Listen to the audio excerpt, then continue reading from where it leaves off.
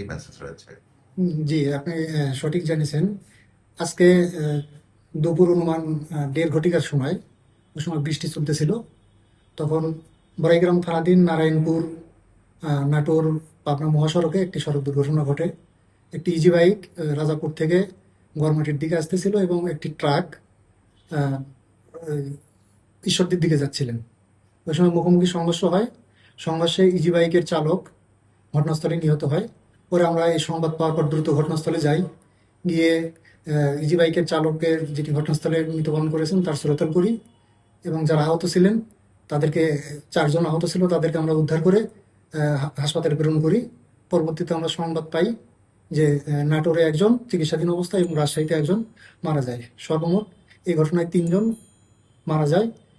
ঘটনার সাথে জড়িত ট্রাকটি আমরা মুলাডুলি থেকে জব্দ করতে সক্ষম হই। ট্রাক চালক পলাতক। এখন এই বিষয়ে আইনগত ব্যবস্থা প্রক্রিয়াধীন রয়েছে। আমরা অভিযুক্তদের, অভিযোগ যারা করবেন তাদের অভিযোগ পেলে আমরা আইনগত ব্যবস্থা গ্রহণ করব। আপনার নাম? আমি সাব ইন্সপেক্টর মোহাম্মদ শফিউল আলম। আমি বনপাড়া হাইওয়ে থানায় কর্মরত আছি।